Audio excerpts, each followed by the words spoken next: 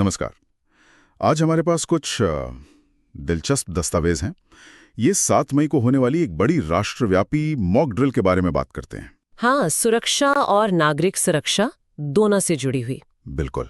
और जानकारी ये है कि गृह मंत्रालय ने सभी राज्यों और केंद्र शासित प्रदेशों को ये अभ्यास आयोजित करने का निर्देश दिया है। हाँ, निर्देश तो गया है।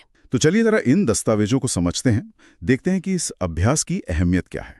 खासकर इसलिए भी क्योंकि कुछ रिपोर्ट्स इसे हाल की घटनाओं जैसे वो पहलगाम हमले के बाद जो तनाव बढ़ा है उससे जोड़कर देख रही हैं। हाँ, वो संदर्भ भी आ रहा है कुछ जगह। हाँ, पर हम यहाँ सिर्फ इन रिपोर्ट्स में क्या कहा गया है उसी पर बात करेंगे, कोई अपना नजरिया नहीं। बिल्कुल, सिर्फ जानकारी के आधार पर। तो पहली बात तो ये कि ये एक राष्ट्रव्यापी कवायद है। 7 मई की तारीख तय है पूरे देश में। हाँ, लेकिन ये सिर्फ सरकारी एजेंसियों तक ही सीमित नहीं है जैसा लगता है। रिपोर्ट्स में आम नागरिक और छात्रों के लिए प्रशिक्षण का जिक्र है। हाँ, ये एक अहम पहलू है। और भी चीजें हैं जैसे हवाई हमले के सायरन बजाना, बंकरों की सफाई वगैरह। और कुछ रिपोर्ट्स तो जैसा कि आपने कहा 244 जिलों में ब्लैकआउट अभ्यास का भी जिक्र करती हैं। जी हाँ, वो भी जानकारी में है। तो ये जो आम लोगों को नागरिकों को सीधे तौर पर शामिल करने की बात है, ये काफी ध्यान खींचती है ना? हाँ, ये बात वाकई गौर करने लायक है। देखिए, इन दस्तावेजों को अगर हम देखें तो इसका मकसद काफी साफ नजर आता है।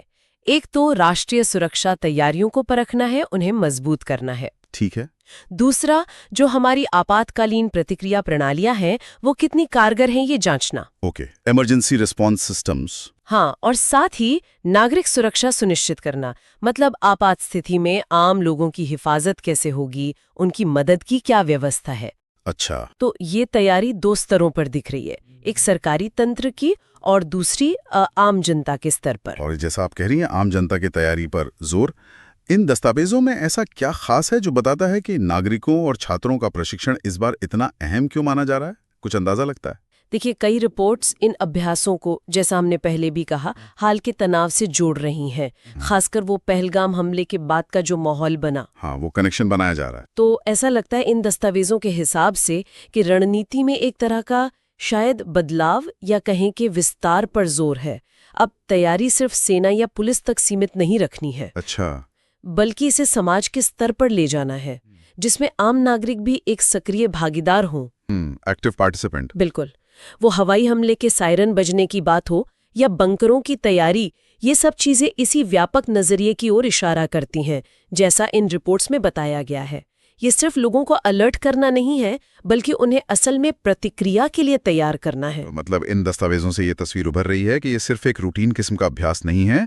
शायद ये बढ़े हुए खतरे की आशंका को देखते हुए नागरिक आबादी को भी तैयार करने की एक सोची समझी कोशिश है। हाँ, ऐसा लगता तो है। ये तैयारी का दायरा बड़ा करने जैसा है। सही कहा, दस्तावेज इसी ओर इशारा करते हैं। ये एक समन्वित, कोऑर्डिनेटेड प्रयास लगता है जिसमें राष्ट्रीय सुरक्षा और नागरिक सुरक्षा के धागे एक साथ बुने जा रहे हैं। बिल्कुल। और इसमें, जैसा आपने भी नोट किया, जमीनी स्तर पर यानी नागरिकों और छात्रों के साथ सीधे जुड़कर उन्हें व्यवहारिक प्रशिक्षण देने पर खास ध्यान दिया गया है। जानकारी तो यही बताती है। तो संक्षेप में अगर कहें तो हमारे सामने जो जानकारी है वो ये बताती है कि गृह मंत्रालय एक बड़े पैमाने पर राष्ट्रव्यापी अभ्यास करवा रहा है। हाँ।